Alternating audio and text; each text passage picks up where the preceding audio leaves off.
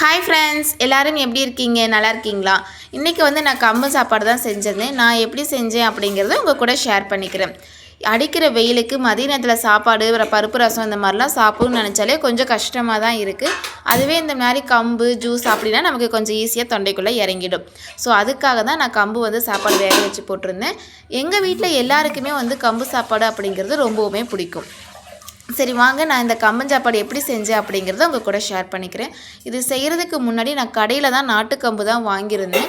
நல்லா 3 மணி நேரம் ஊற வச்சுட்டேன். இது ஊற வைக்கிறதுக்கு முன்னாடியே கம்பை நல்லா வாஷ் பண்ணிவிடுங்க.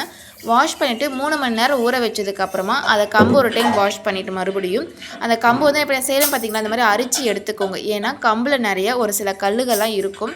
அதை நம்ம அப்படியே போட்டோம்னா கண்டிப்பாக சாப்பாட்டில் கல் வர ஆரம்பிச்சிடும். அதனால் நம்ம இந்த மாதிரி அரிச்சிட்டோம்னா கல்லெல்லாம் லாஸ்ட்டில் நின்றுக்கும். அதனால் நீங்களுமே இந்த மாதிரி அரிச்சு எடுத்துக்கோங்க. எடுத்ததுக்கப்புறமா நான் பார்த்திங்கன்னா அடுப்பில் இந்த 4 டம்ளருக்கு தேவையான அளவுக்கு தண்ணி நான் ஊற்றி வச்சுருக்கேன். நான் ஒரு டம்ளருக்கு 4 டம்ளர் அளவு தண்ணின்னு சொல்லிவிட்டு நான் நன்னாங்க 16 டம்ளர் தண்ணி அளவுக்கு பக்கமாக ஊற்றிருந்தேன். நான் மிச்சமாகவே கூட ஊற்றிருக்கிறேன். ஏன்னா கம்பு வேக லேட் ஆகும். நம்ம கொஞ்சம் தண்ணி அதிகமாக இருந்துட்டால் ஒரு பிரச்சனையுமே கிடையாது. சப்போஸ் கம்மியாகிடுச்சுன்னா கொஞ்சமாக நீங்கள் சுடுதண்ணி காய வச்சு கூட நீங்கள் அதில் ஆட் பண்ணிக்கலாம். நான் தண்ணி கொஞ்சம் நிறையா தான் வச்சுருந்தேன். இப்போ இந்த கம்பு ஃபுல்லாக க்ளீன் பண்ணிவிட்டு அதை ஒரு மிக்சியில் நம்ம ஆட் பண்ணிக்கலாம். நல்லா தண்ணியெல்லாம் வடிச்சிட்டு கொஞ்சம் கொஞ்சமாக ஆட் பண்ணி நல்லா கொரன்னு அரைச்சிக்கலாம். ஏன்னா முழுசாக கம்பு போட்டோம்னா அது வேகாது.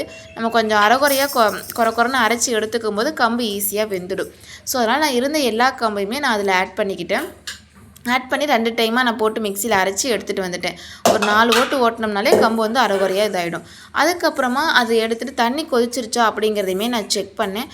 தண்ணி நல்லா கொதிக்கும் போது தான் நம்ம இதை போடணும். இல்லை அப்படின்னா நமக்கு அந்த அளவுக்கு நல்லா இருக்காது. இப்போ சாப்பாடு நம்ம வச்சோம்னா நல்லா தண்ணி கொதிச்சதுக்கப்புறம் தான் நம்ம அரிசி போடுவோம். அதே மாதிரி தான் இங்கேயுமே நல்லா கொதிச்சதுக்கு அப்புறமா தான் அந்த கம்பை நம்ம ஆட் பண்ணிக்கணும். பாருங்கள், நான் உங்களுக்கு ஃபுல்லாக அரைச்சி காமிச்சிருக்கேன். இப்படி தான் இப்போ தண்ணியுமே ஃபுல்லாக கொதிச்சிடுச்சு. இப்போ அந்த மூடியை எடுத்துகிட்டு நம்ம இந்த கம்பை அப்படியே கமுத்திடாதீங்க. சுடுதண்ணி நம்ம மேலே தெறிக்க வாய்ப்பு இருக்குது. அதனால் நீங்கள் என்ன பண்ணுங்கள், நம்ம கரண்டிலே நீங்கள் எடுத்து போட்டுக்கோங்க. அப்போ நமக்கு தண்ணி மேலே தெரிக்காது. கம்பு போட்டு நீங்கள் அப்படியே விட்டுறாதீங்க. நல்லா போட்டு ஒரு 2 நிமிஷத்துக்கு கைவிடாமல் கிளறிட்டே இருங்க. அப்போ தான் கம்பு அடி பிடிக்காது. உங்களுக்கு பார்க்கும்போதே தெரியும் தண்ணி நான் எவ்வளோ வச்சுருக்கேன்னு. ஆனால் இவ்வளோ தண்ணி வேணுமா அப்படின்னா இந்த வேகும்போது உங்களுக்கே தெரியும் அதோட கன்சிஸ்டன்சி எப்படி வரும் அப்படிங்கிறது நீங்கள் பார்த்துக்கலாம். இந்த மாதிரி வந்ததுக்கப்புறம் கைவிடாமல் கொஞ்ச நேரம் கிளறி விட்டுட்டு அதுக்கப்புறம் மூடி போட்டு வைங்க. நீங்கள் மூடி போட்டு வச்சிட்டிங்கன்னா பக்கத்துலேயே நில்லுங்க. ஏன்னா இந்த மாதிரி பொங்கி மேலே வரும். அப்போ ஃபுல்லாக கம்பு இதெல்லாமே தண்ணியெல்லாம் கீழே ஊற்றிடும். அதனால் நீங்கள் பக்கத்துலேயே நில்லுங்க. மூடி வைக்கிறீங்க அப்படின்னா சிம்மில் வச்சுட்டு மூடி வைங்க. அப்போ கொஞ்சம் பொங்கு அதிகமாக வராது. இந்த மாதிரி நல்லா கொதிக்க வச்சுட்டு இருங்க. மூடி போட்டு வைங்க, திரும்ப சிம்மில் வைங்க. அந்த மாதிரி மாற்றி மாற்றி பண்ணிகிட்டே இருக்கும்போது இப்போ பார்த்திங்கன்னா நல்லா கம்பு ஓரளவுக்கு இப்போ தெரிய ஆரம்பிக்குது. முதல்ல தண்ணி தான் தெரிஞ்சிச்சு, கம்பு தெரியலாம் அடியில் இருந்தது. இப்போ கொதிக்க கொஞ்சம் கொஞ்சமாக வேக கம்பு மேலே வருது உங்களுக்கே தெரியுது. இதை மறுபடியும் மூடி போட்டு கொஞ்சம் சிம்மில் வச்சுட்டு மறுபடியும் நம்ம வேக வைக்கணும். இன்னும் இப்போ பார்த்திங்கன்னா நல்லா கெட்டியாகிடுச்சு ஓரளவுக்கு. மறுபடியும் நல்லா வேக வச்சுக்கிட்டே இருங்க.